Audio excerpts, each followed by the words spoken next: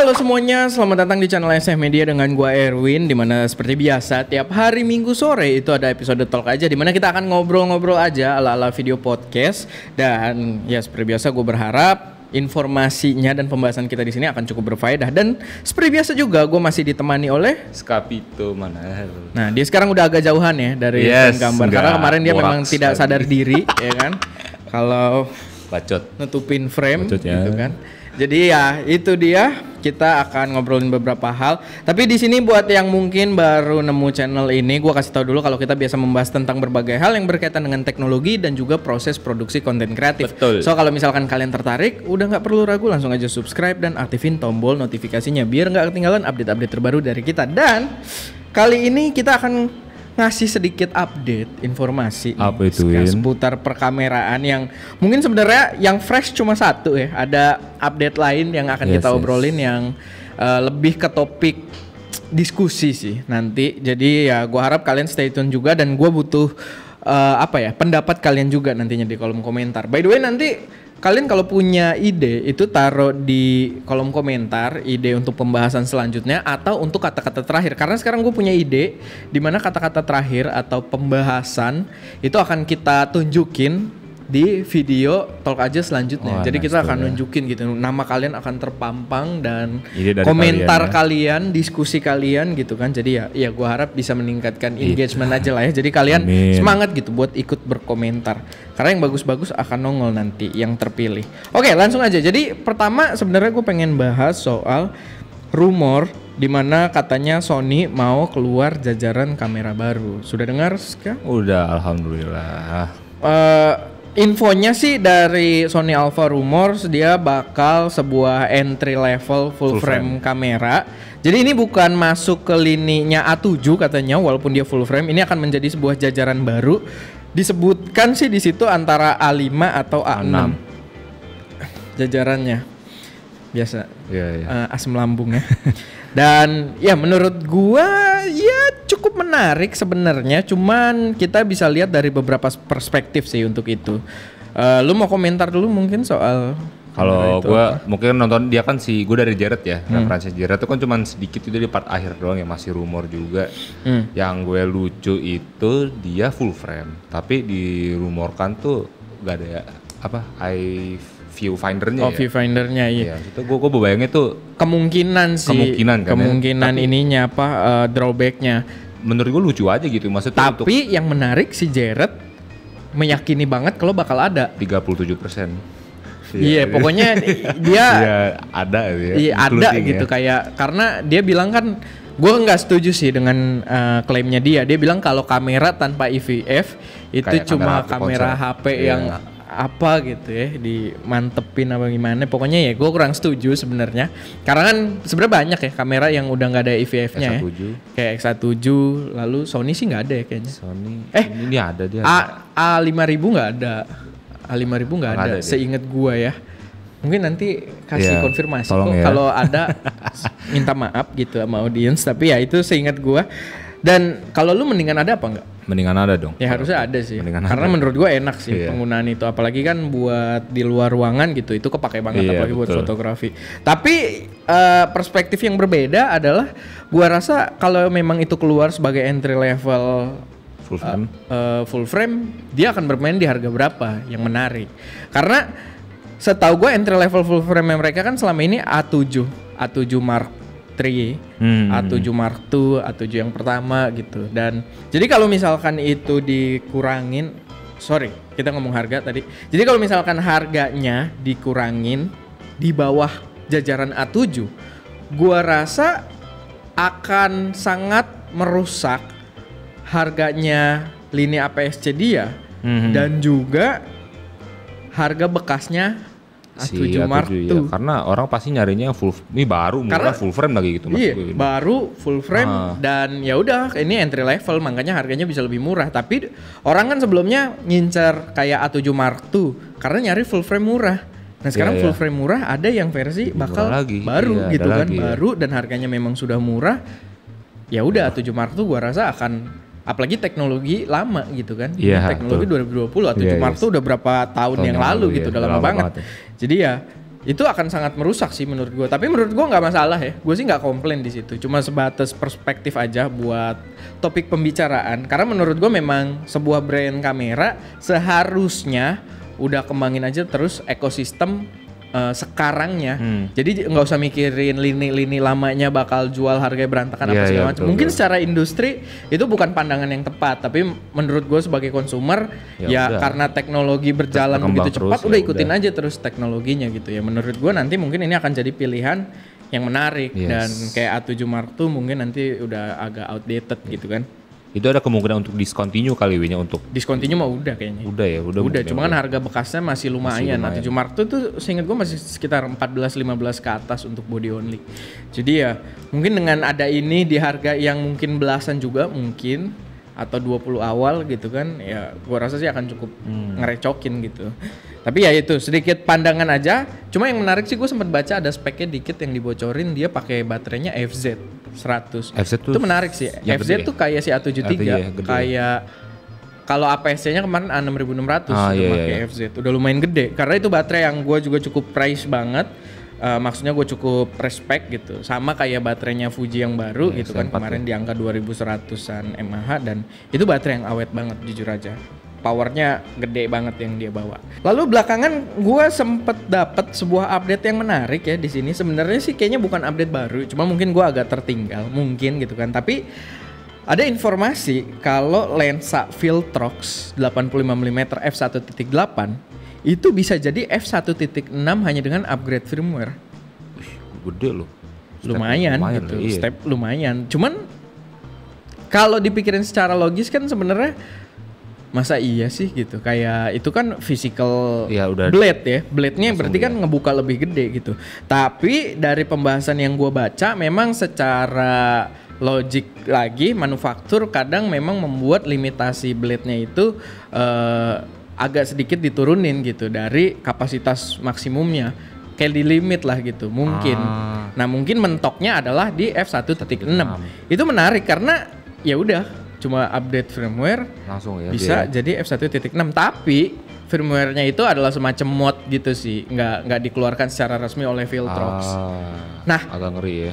Yang pengen gua bahas di sini lebih ke kalian mau nggak kita cobain, karena kita punya lensanya di sini. Kita udah review lensa tersebut, itu lensa juga mantep ya. Yang kita moto si Eko tuh Eko jadi auto ganteng ya, karena belakangnya bokeh gitu kan. 85mm, harganya juga cukup murah sekitar 4,2 jutaan seingat gua. Dan ya udah kalau kita bisa kasih modnya dan bukannya jadi f1.6, dapat cahaya lebih, dapat bokeh agak sedikit lebih renyah mungkin kan, lebih deep. Ya mungkin itu jadi hal yang menarik. Tapi ya silahkan, kalau yang request nggak banyak sih, gue juga males ya. Karena risikonya lumayan gede menurut gue gitu kan. Apalagi bermain-main dengan firmware ya. Hal yang memang akan gue lakukan mengikuti tutorial gitu. Gue kan tidak ngerti secara sistem dalamnya kamera. Tapi ya kalau kalian tertarik, banyak yang tertarik ya silakan, kita akan bahas. Lalu masih soal Viltrox. Sebenarnya ini gue cuma agak sedikit agak resah aja sih. Kayak Viltrox nih lensanya nggak datang yang gue tunggu. Kan dia punya 23mm, 33mm, 56mm, semuanya f1.4. Yang lo tunggu yang mana? Semuanya tuh? Semuanya dong. Oke. Kita harus cobain karena lensa Viltrox gitu, murah. Dan ini buat Fuji lagi. Autofocusnya yang di 85mm itu cakep. Boleh Memang kemarin sih si itu juga ngetes si kamera konspirasi salah satu lensa Viltrox ini, gue lupa yang 23 apa yang 33 gitu, dan autofocusnya performing kurang bagus. Cuman udah ada update firmware, gue baca di Fuji Rumors, tapi ya gue belum tahu jadinya jauh lebih baik atau gimana. Tapi yang jelas secara angka gue tertarik banget dengan ketiga lensa ini, 23, 33, 56mm, semuanya f1.4. Ya bukannya rata 1.4. Lu bayangin bokehnya gitu.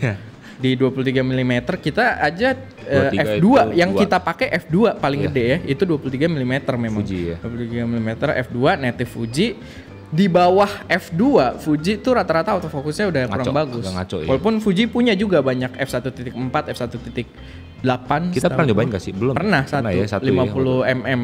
Itu ngaco ya. F1.4 tuh autofocusnya nggak enak banget. Nah, gue tertarik nih dengan si Viltrox ini, apakah bisa gitu kan menjadi lensa yang racun parah. Bukan F1.4-nya lo bayangin bokehnya tuh lebih renyah gitu. Gue 23 mm f2 aja udah favorit gue banget tuh ya kan. Gambarnya enak gitu. Jadi ya itu gue cuma berharap Viltrox masuk cepet-cepet ke Indonesia. Walaupun yang 23 udah ada sih. Nanti gue akan cepet-cepet request ya. Langsung 23 tuh udah ada di Tokped, gue udah lihat. Jadi ya kalau kalian pengen beli mendingan beli sebelum gue racunin. Emang belum ada distributornya? Biar harganya nggak naik. Ada itu. Cuman belum. Ada, gue belum request. Belum request. Siap. Oke, jadi kalian kalau mau beli sebelum gue racunin dan nanti harganya naik gitu kan. Karena distributor juga suka gitu. Agak begitu penjualannya demandnya tinggi gitu langsung. Kan hukum bisnis sih sebenarnya. Demand tinggi ya udah barang jadi toko lah biasanya yang bermain harga lebih di toko sih, distributor mah harga segitu-gitu aja. Nah lanjut lagi kita ke pembahasan yang lebih ke arah diskusi. Jadi gua kemarin sempat posting foto soal foto di feed Instagram gua nunjukin kamera cinema yang satu ini, bisa lihatnya ganteng sekali ya. Shoot. Hey, ada muka gue. Nah ini, cuma ada layar di sini, memang terlihat agak lucu dan gue request ke mereka apa yang mau kita bahas soal cinema kamera dan di situ ada komentar yang menurut gue cukup menarik. Gue nggak tahu tadi gue udah buka belum ya komentarnya. Oh nih dari RFCKID di feed Instagram gue. Kalau kalian belum follow silahkan follow @erwin.chwy gitu kan biar bisa ikut berkontribusi. Nah ini RFCKID ini memberikan pertanyaan yang menurut gue cukup menarik karena pertanyaan awalnya dia adalah ini kan kamera pas gue unboxing gue kasih harganya 32 jutaan. Apa mending beli ini atau A7S III sih gitu kan. Mungkin harganya memang A7S kita nggak tahu sih ya, mungkin sekitar 50-an tapi kan nggak terlalu jauh lah ya. Dan klaimnya adalah ini cinema kamera dan A7S Mark III mirrorless gitu kan. Nah berbuntut ke bawah dia ada ngomong gini, wah keren nih bang, kalau bisa bang pas review nanti tolong di compare bedanya sama kamera-kamera mirrorless video centric kayak si A7S III atau mungkin kita bahas sekarang XT3 ya yang abis lo rusakin boardnya gitu kan, makanya sekarang kita syuting pakai XT30. Lalu supaya nanti kalau calon konsumen memilih sesuai kebutuhan ya pokoknya intinya itulah ya. Taruh kok gue lost ini. Kayak kalau ngaji kita kan mesti pakai ini nih, tunjukkan gitu ya. Gue tadi udah baca sampai mana lupa gitu. Intinya adalah apa sih perbedaannya kamera cinema dengan mirrorless video centric? Boleh sekali kira-kira memberikan komentar terlebih dahulu? Jawaban paling simple ya, harganya beda. Harganya ya enggak sih, ini lebih langsung ngoreksi kayak ini enggak sih, enggak juga tuh ya. Enggak valid ini soalnya 30-an ya. Ada yang lebih mahal lagi. Apa yang membedakan gue nggak tahu sih sebenarnya, soalnya gue belum pernah nyobain hasil dari cinema kamera langsung gitu. Kalau mirrorless udah banyak gitu ya. Jadi lu jawaban lu apa? Nggak tahu ya. Yang tadi ditarik ya. Yang tadi tarik aja. Ya karena harga udah enggak, gue lupa dia murah. Overlapping gitu ya. Gue lupa. Jujur aja menurut gue memang gap antara mirrorless yang ditujukan untuk video dan kamera cinema memang udah terlalu dekat sih. Udah sangat sulit sebenarnya. Lo udah pernah lihat hasil dari C200 itu emang bener-bener mirip itu? Lo ngeliat gambarnya tuh bener-bener atau? Bukan cuma soal gambar sih. Gambar saya agak repot ya. Karena itu kan balik lagi karakter kamera beda-beda gitu. Sama-sama Canon aja bisa beda.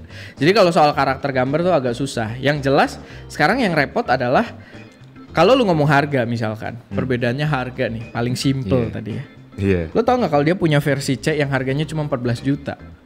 Gue nggak tahu. Dan itu cinema kamera. Cinema, mampus lo. Blackmagic Pocket cinema kamera juga murah.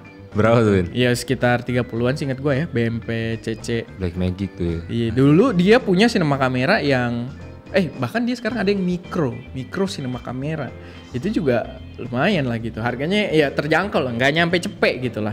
Jadi kalau secara harga udah enggak gitu ya. Mati. Cuman kalau menurut gua awal penerapan segmentasi cinema kamera dan kamera hybrid gitu ya. Kita ngomong kamera hybrid nih, si mirrorless.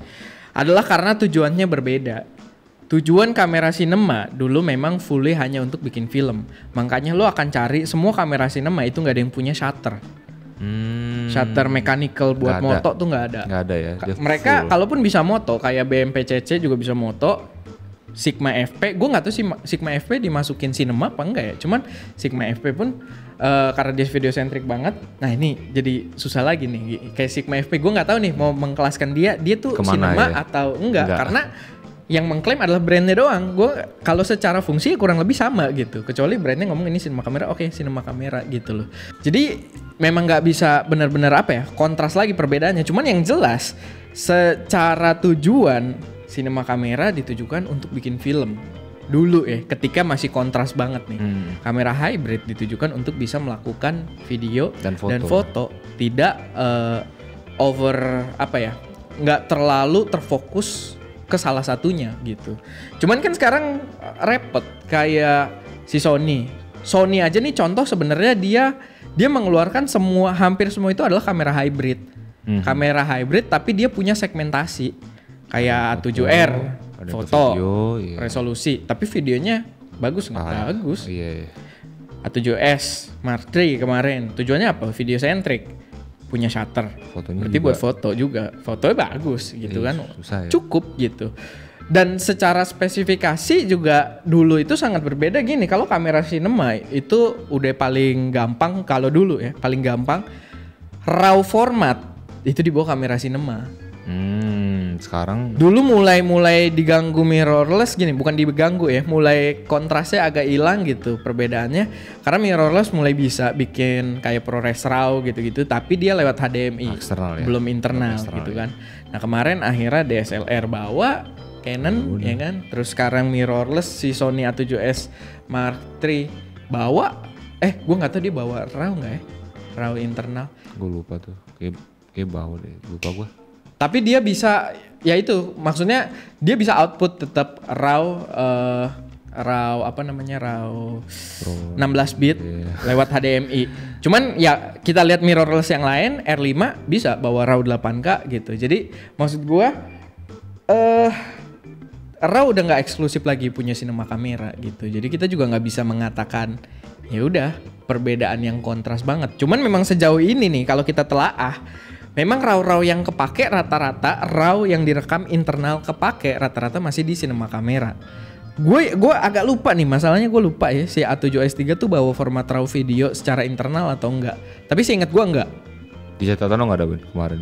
Nggak ada, kemarin juga nggak di sini gue kayaknya nyatet nih. Di sini deh. Enggak, dia nggak ada deh. Nggak ada deh. Iya nih HDMI RAW 16 bit 4K nggak ada kayaknya. Cuman dia 4K bisa all intra. Dulu kan dia kompresinya cuma IPB gitu kan. Long GOP, long graphic, long group of picture gitu kan. Tulis aja kok. Group of picture. Sama ya itu, pokoknya ya RAW-nya masih keluar. Kita pun kalau ngomong si Canon sebenarnya di R5 RAW-nya ya menurut gua gimmicky juga kan. Begitu juga di 1DX. Jadi mungkin gap terbesarnya masih di situ. Cuman ya itu mulai agak apa ya? Saling masuk gitu, ganggu secara jadi balik lagi lah sebenarnya soal kamera apa yang cocok buat kalian sih tinggal lihat spek dan sesuaikan dengan kebutuhan kalian. Cuman untuk membedakan cinema kamera dan mirrorless atau hybrid yang video centric ini sekarang jujur aja udah susah. Kayak S1H dia dibilang mini cinema. Iya, yang itu dia hitungannya hybrid menurut gua, mirrorless gitu. Secara form factor juga mirrorless banget. Cuman mini cinema. Cuma yang gua lihat paling ini sih mungkin lebih ke bentuk sih. Karena kalau cinema kamera biasanya dia modelan untuk di rigging. Ya, dia membuat ekosistem yang simple gitu ininya nih. Dipakainya itu memang untuk rigging cinema. Karena kalau kalian bikin film gede gitu ya, feature film, itu gear yang dipakai additional selain dari kameranya dahsyat tuh ya. Banyak banget dahsyat gitu ya, kan dahsyat. Belum lagi buat preview ke director apa segala macam. Nah kalian bisa lihat nih kayak I/O yang disediakan. Autofokusnya ngaco. Kayak I/O yang disediakan oleh Cinema Camera itu sangat berbeda. Kapabilitas riggingnya juga berbeda gitu kan. Kayak ini bentuknya semuanya ada mounting, bukan mounting ya apa bahasanya? Ya inilah mounting tripod lah ya kita nyebutnya ya. Seperberapa gue jadi serba lupa sekarang. Di atas ada, di samping ada, di sini ada, di bawah ada gitu kan. Jadi memang kapabilitas untuk riggingnya lebih banyak gitu, lebih fleksibel untuk digunakan dalam penggunaan yang ditujukan untuk bikin film. Secara file dia punya internal. Nah, maksud gua internal di harga 32 juta gua belum tahu lagi sih selain Cinema Camera ya. Karena dia bawa Z-RAW dan kalau eksternalnya dia bawa ProRes RAW. Dia Z-RAW tuh internalnya di sini pakai si F-Express. Nah, itu kan bisa possible karena mereka juga mengabaikan fitur foto gitu. Sama sekali kayak udahlah ini nggak bakal dipakai foto gitu. Udah kita fokusin untuk budget video full-fullan semua untuk video gitu. Makanya ya di Cinema Camera. Tapi itu pun sebenarnya tidak menjadi klaim yang konkret karena Blackmagic Pocket Cinema Camera itu bentuknya itu pocket. Enggak, ke samping. Lu nggak tahu berarti barangnya. Emang kayak gimana barang? Gede banget. Emang iya. Ke samping gini. Namanya pocket memang, tapi dia tidak pocket. Kalau yang generasi satunya dia pocket kecil. Generasi pertamanya. Ini ada yang lagi. Generasi selanjutnya nih yang 6K setahu gua gede. Dan itu susah buat ditaruh gimbal, nggak kayak kamera sinema begini. Dia tuh orientasinya agak lonjong, kayak palanya Arnold. Iya. Nah, ya pokoknya gitu loh. Jadi memang agak susah untuk membedakan sekarang. Jadi lebih ke arah klaim dari brandnya aja sih kalau gua. Tapi kalau misalkan tadi kan lo bilang tuh ekosistem mirrorless atau yang full frame bisa gangguin sinema. Apakah misalkan sinema ini nggak ada kayak pembaruan baru gitu Win, maksudnya untuk stay ini sinema tuh masih ada kelebihan yang nggak dipunya sama si ya misalkan lama-lama dikejar nih apa dia kayak ya itu dia sekarang gini kan gapnya agak susah karena dari harga juga udah berbeda gitu. Kalau kita cuma bilang kamera mirrorless atau Joyce 3 lah bilang kita bilang dia ngerusak pasar sinema nih, sinema yang kita omongin sinema tinggi nih. Oke. Dia masih akan punya kelebihan banyak sinema tingginya. Cuman secara format video udah direcokin sama si A7S III. Tapi kan di sini cuma perbandingannya adalah bedanya apa nih antara ini dua gitu. Cuman kalau ngomong harga pun dia bahkan lebih murah dari A7S III. Iya gitu. benar. Gue yakin ada satu hal yang mungkin menjadi gap besar.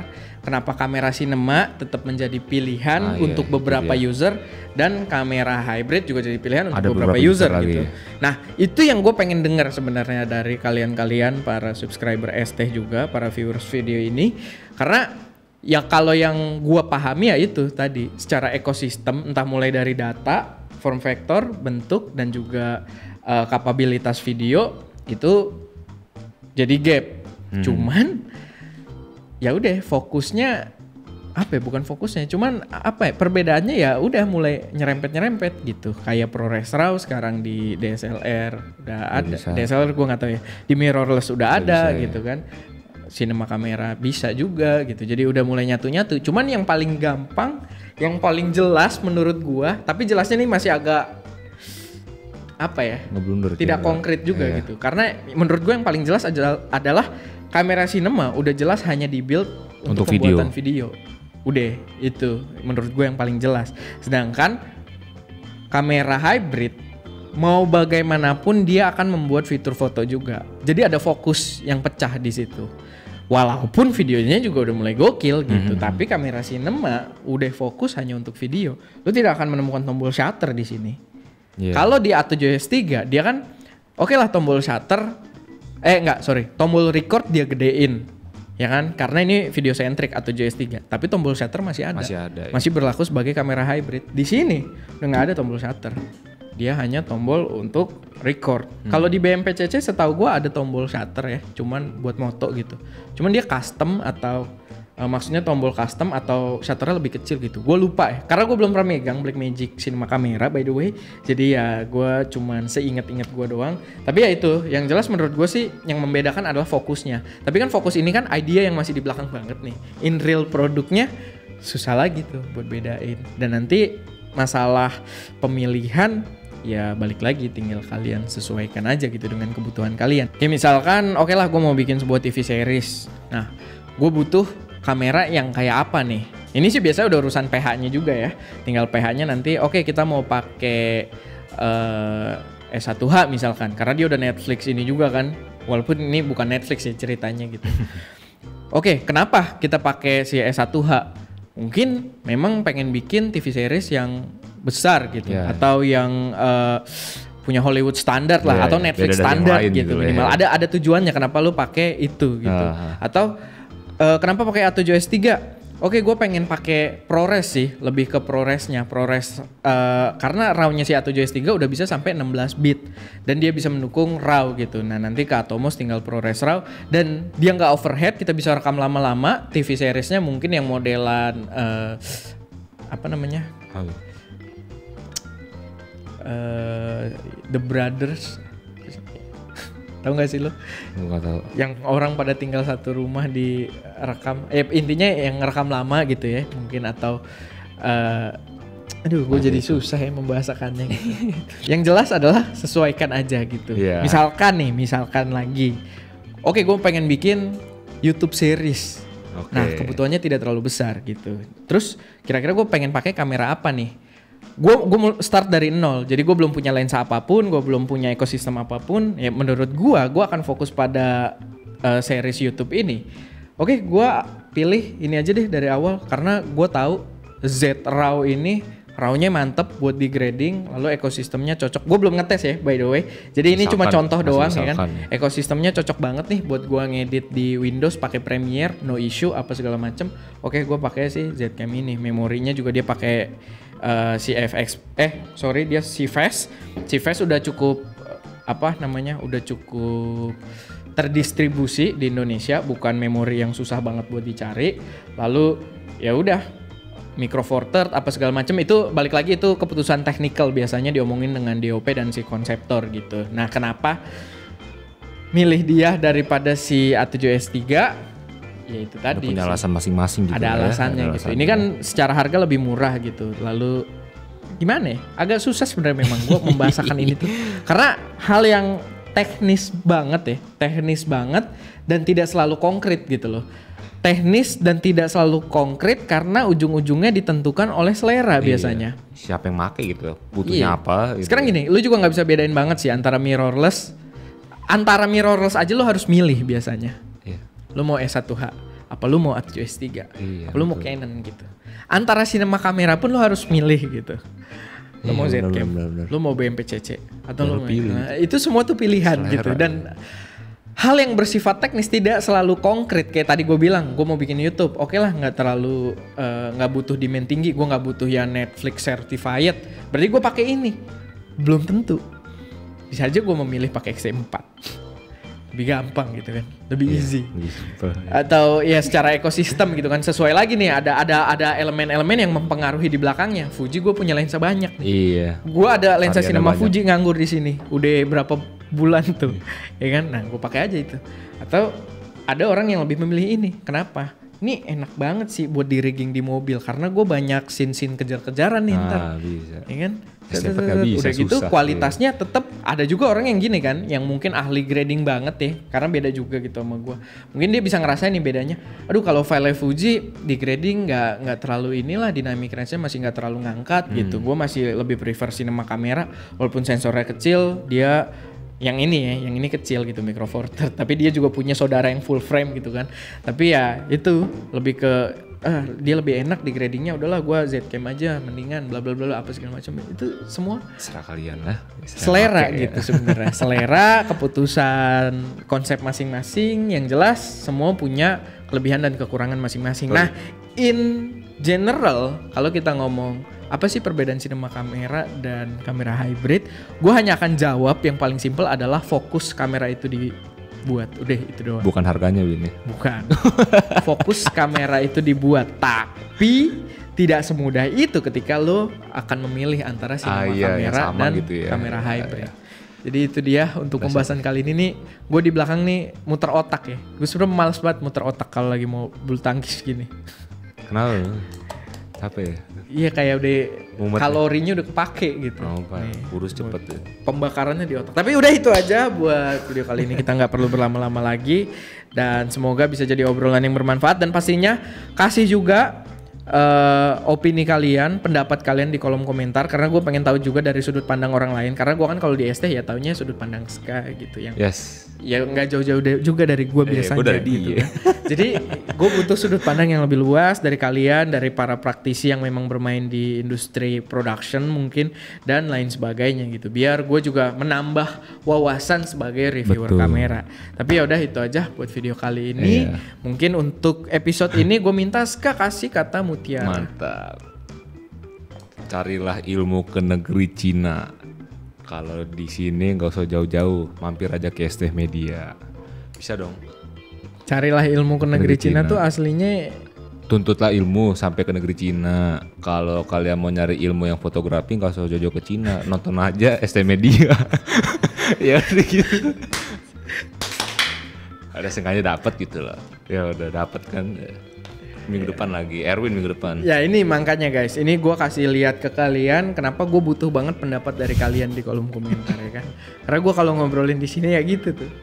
Gitu ya. Gitu. Agak gue harus membuka rumusan baru gitu untuk mengartikan encoding dari perkataan dia. Oke, udah itu aja buat video kali ini. Terima kasih sudah menonton dan semoga bisa bermanfaat buat kalian semua. Sayonara. Sayonara.